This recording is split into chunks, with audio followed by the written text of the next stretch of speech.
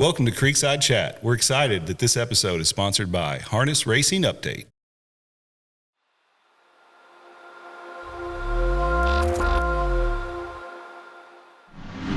Hey guys, welcome back to another episode of Creekside Chat. I still think this is the only one filmed in a stallion barn.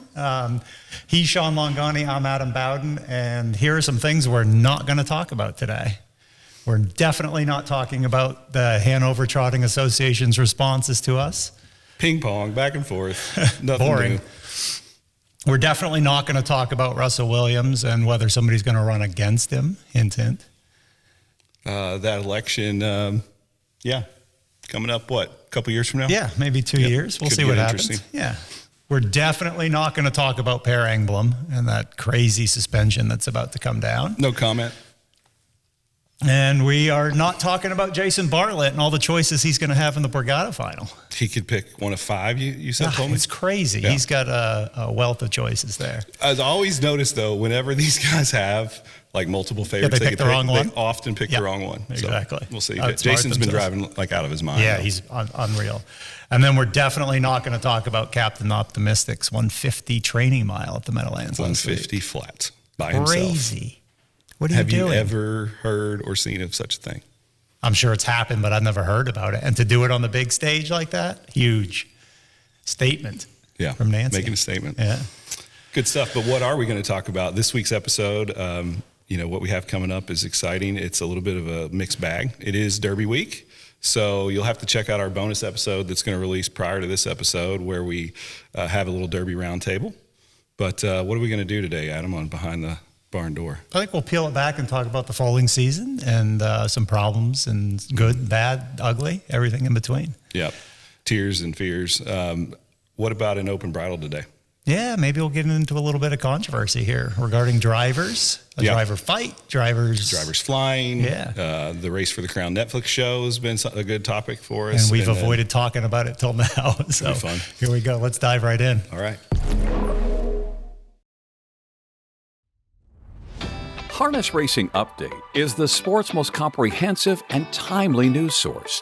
HRU covers the sport from all angles with news, features, photography, opinion, and analysis of racing. Also, HRU covers breeding and sales, as well as industry stories you need to know. It's all delivered by a deep, diverse, and talented team of writers and photographers. And the best news is that it's free to subscribe. Subscribe to HRU today for free at harnessracingupdate.com and see what everyone is talking about. This breeding season, take the tactical approach. Tactical approach! How did he do it? 2023 Trotter of the Year. Earnings of more than $1.5 million. The last colt since Muscle Hill to win the Hambletonian, Kentucky Futurity, and Breeders' Crown. Tactical approach.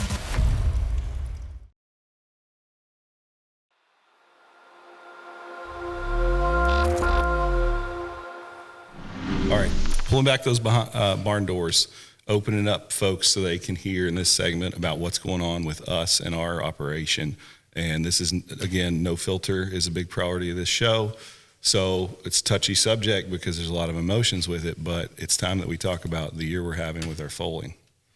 Yeah, it started tough. It's continued tough, and I'm hoping there's a let up to it. But I think foal loss wise, this is our most that we've lost in the course of a year, and we still have 25 still to foal. So I'm kind of hoping that it gets a little bit better. But we started with a foal that had the intestines born on the outside, which our vet in Pennsylvania said he hadn't seen 5,000 foals. Mm-hmm. Foal Exciting lived. young mare, sister to Test of Faith, and we were highly anticipating her Confederate foal. Yeah, and the foal lot of lived waiting. through the surgery and then moved around and punctured the heart. Yeah, fast forward to, because unfortunately, we're up to 7 or 8 foals that didn't make it in life so far, whether they were late-term abortions or born dead or, we lost in a paddock accident recently. But fast forward to some of the other impactful ones that have really hit Yeah, I mean, hard. foals are tough, but it's even tougher when we lose a mare, right? And over the years, we've lost mares that we own, but I'd never lost a mare that we own in partnership with somebody else. And that happened maybe a month or so ago with a great guy from Indiana, actually two great guys, but the mare died, and Young it mare. was a first foal, and it was basically a family member. And the next morning I had to make easily the toughest call that I've ever had to make. And I knew I had to make it. I dreaded it. I made the call and he didn't answer. And it's like devastating. So I text him. He called me right back and delivered the news, ripped the Band-Aid off, and the tears started flowing. And it was, like I said, easily the most difficult call. He and I have text back and forth over the last month. He came down recently to see the foal. Just a wonderful human being, and his family's great. And I'm glad the foal made it, and she looks like she's going to be fine. She got a great nurse mare, but those are tricky. Its silver lining is it's a filly. Yeah. But the mare will be missed. She was a sweetheart. Yeah, and gorgeous. they'll miss her, of course. And we send pictures and photos and videos back and forth with him, and I think they love it, and I think they plan on coming again here soon. Yeah, I think it highlights how this is more than just business. I mean, it really becomes heart and soul stuff. Yeah, some of these are like family members. Life and death. Yeah. What about our breeding side? What would you take away so far on getting mares back in foal or getting maidens pregnant, mares that I haven't think been bred we before? personally have adjusted ours down a little bit. We were so anxious to breed mares the first week of the season, and I understand, you have a backlog of mares that you just need to get bred, but we've concentrated on being a little patient at the beginning of the season, and it seemed like it's paying off. Our mares are getting in foal at a great clip here on the farm. Internally, I think we always talk, right? You and I and the rest of the team talk about not only our mares, but the mares that are bred to our stallions.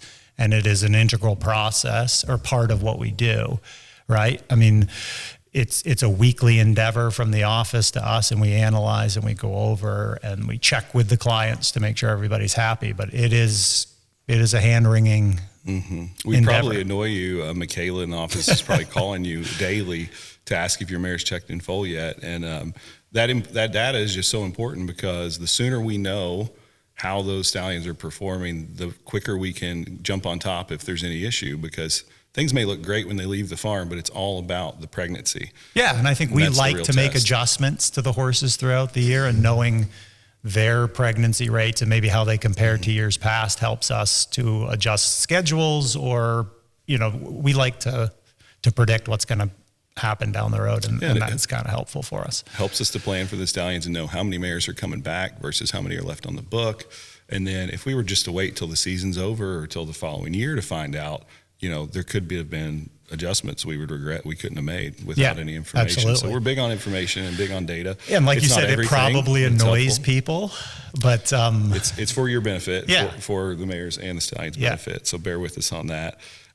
Talk about a couple. So we find, and I'm sure everybody else does, that the trotting breed is just trickier. tougher, as a breedable breed on all sides, stallions and mares. So talk about a couple maiden mares, high priority maiden mares. I believe they're both 4, and kind of their little story here recently. A little physically immature when we started putting them under lights and checking them, and like no activity whatsoever. And we programmed them, and we've done everything the vets have asked. We've even done chiro and acupuncture and blistering. And I mean, feel like we've covered every piece of data that we could collect on them. And we just said, screw it. We threw our hands up. We moved them and put them in a paddock next to the stallions. And within 2 weeks cycling, and both have been bred. And I think there's something to be said for putting horses in their natural environments. Nature's Stallions amazing. and mares, it works. Old school move, kind of beat the modern medicine. So it's just cool little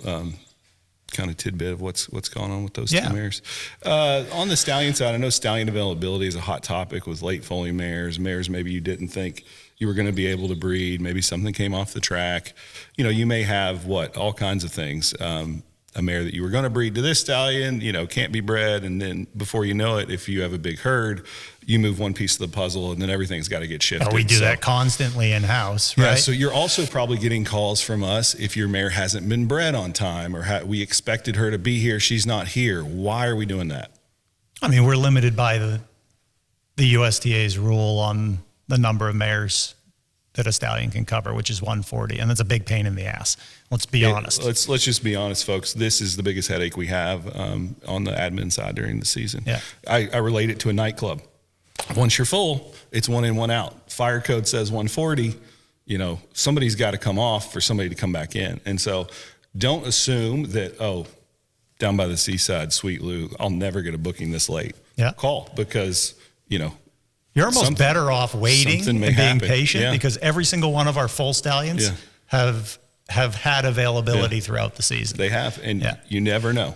Something may come up. Mare can't be bred. Mare dies. We need a mare to replace that spot as ASAP. Yeah. And it's likely going to the person who was interested most recently. But it's an art more than a science for you to fill these books, because you can't go over 140 or you get fined. Right. And if you go under, you feel like you're leaving something on the table. So it's just constant back and forth. And these guys do a good job throughout the season to get it done. There is a unique opportunity that we have not talked about a lot. There is a French stallion. What's his name? His name is FaceTime Bourbon. And you need to know that name. Yeah. He is easily top 3 in Europe, if not number 1. His 4-year-olds are on a tear, from what I understand, in Sweden for this season so far. He's had glimmers of success here with a very limited number of horses. Gap Kronos is a horse. Gap Kronos S is a very exciting horse that Aki has right now by that stallion. If you get a filly by breeding to this stallion, it's quite valuable due to the massive outcross, as we saw last year with the one we had. So this stallion, I have a few spots left on frozen semen that has been working well for pregnancies, and his stud fee is $20,000. And that is availability to a world-class stallion late in the season, which just doesn't exist in America. You're just not getting into any of those types of books. 20,000 is cheap, because if you breed to them in Europe, it stands you're for paying 40,000 euros in France. So it's half price here. I just wanted to bring it up today. I hope that I get the calls to go ahead and fill that up, because that is extremely unique opportunity available. So everybody should know. We recently had a top Italian farm in town. They were just raving about how he's the second coming in Europe, and it just is super popular. You just can't get straws over there right now. Totally very booked. cool. So with that, let's wrap up this segment of Behind the Barn Door, and let's move on and open up this bridle.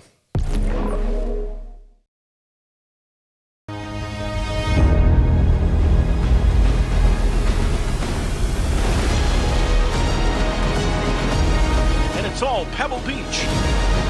And Pebble Beach has destroyed this field. The Pepsi North America Cup, Pebble Beach in Iran.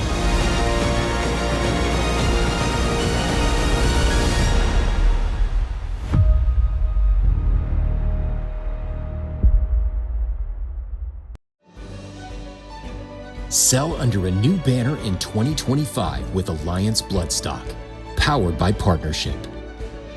Now accepting 2025 yearling sale entries. Call today or visit us online at alliancebloodstock.com.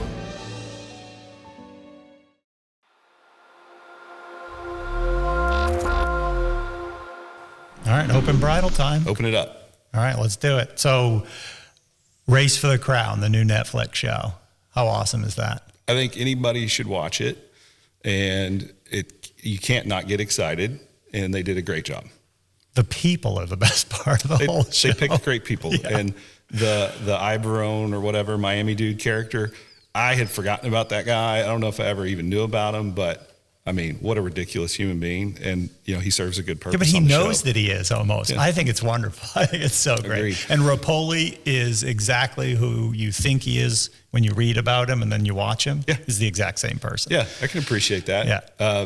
What do they call it? They say Mike from Queens. Yeah. That's cool. I don't know. I've had my barber and my personal trainer both say, I'm watching that show and I'm really excited for the Derby. So I think that this will be the highest rated Derby since Pharaoh or Justified. It's easily the best press for the Derby. They were brilliant to, even though all the footage is a year old, to release it when they did.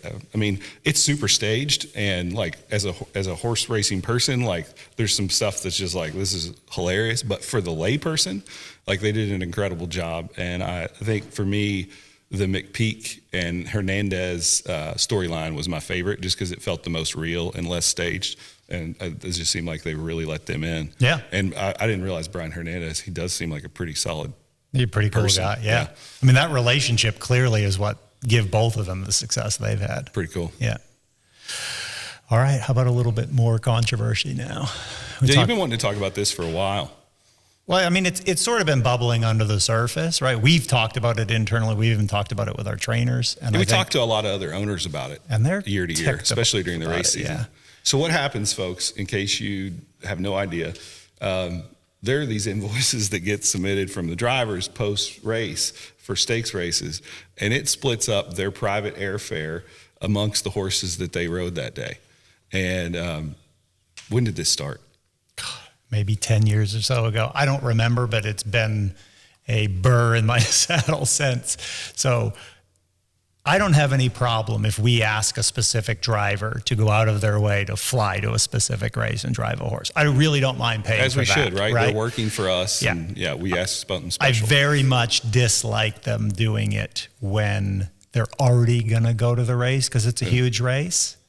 And, you know, they're North America Cup or the Adios or the Little Brown Jug or Lexington, for instance. Like, you have to be at all those You're places. moving down there essentially for a while. Yeah. It's not like you race at the Meadowlands on a Friday night and had to fly somewhere to race during the day on Saturday. You know, But they do that anyway. And then they fly back to the Meadowlands at night. It pisses me off. And a lot of times I want to crumple up the invoices, but then the office is like, can't do that. So the bigger conversation outside of just of that piece is, obviously there's a cost to it. Do we like the fact that we get all the top drivers, you know, the top 10 drivers available at all the biggest stake events, no and matter that's where the they rub, are, right? Because you want them. Yeah. Or would you accept lesser driving talent, even though, you know, there's plenty of good local driving colonies. I think we can all agree that by and large, those driving colonies at local tracks cannot get the horses to do the things and go as fast as the top catch drivers can. No, but I think bigger picture, like development of younger drivers definitely gets stymied by the fact that these guys come in, they get the big mounts, big drives, and then they leave. And these guys would have got those opportunities 10 or 15 years ago with a chance to move up, and now that process is kind of so there's good and bad to it. You know, I mean, trust me, I want these guys to drive our horses. I think all the owners do, and that's why, you know, people pay the invoice. And so I get it from their perspective. Like, flying commercially has its issues as far as getting from place to place on time and all that. But the days they're supposed to be there, the days they're supposed to be there, that should be on them. Because they have very little cost. Like, if let's say the guy lives in, you know, Philadelphia or South Jersey, and he's flying home to race near home, right? You're still getting billed for that. Yeah, I know. So there's maybe been some liberties taken. We know that wouldn't be popular with any of the drivers we hear. Basically, we get the invoices, we pay them, but begrudgingly, we still want you there. You know, and I love the drivers as a whole, right? They've been good to me, and they've been good to my kids. That'd be great. So with that in mind, there is a driver fight, which we don't really get footage like this, this of is drivers fantastic. fights. And I think we need to put this on the screen Jason, right now. Pull this thing up. All right, so we got Olsen, the little guy, gets shoved. Oh my God! Right to the face. That? Two straight whips. Oh, he's going to hit him with the whip. He's going to get him, but he doesn't. He pushes out. Why does he hesitate? I don't know. And then they roll around like a bunch of wieners. What is this? They're hugging each other. Oh, I love you. The one guy is so much smaller. Now, you said... they're on the floor. And you said the bigger guy should have whooped the little guy's butt. But you got to watch out for these little guys, man. Little scrappy they're wiry. bastards. Peeled off. With the kick after he's being held. Who is this woman trying to pull him away? Then it looks like this other guy's going to get into a fight with him. So the woman just threw a punch, right hand. Suspension's coming? I don't know, but who cares? I'd have to be honest. When the drivers fight, it's the greatest thing ever, because then it's like, this race wasn't fixed. They all want to win. That's great. That was great. One of the most fun things I've seen in a long time. So with that, let's close this segment of Open Bridle. Let's move down the stretch and close up this episode of Creekside Chat. Harness Racing Update is the sport's most comprehensive and timely news source. HRU covers the sport from all angles with news, features, photography, opinion, and analysis of racing. Also, HRU covers breeding and sales, as well as industry stories you need to know. It's all delivered by a deep, diverse, and talented team of writers and photographers. And the best news is that it's free to subscribe. Subscribe to HRU today for free at harnessracingupdate.com and see what everyone is talking about.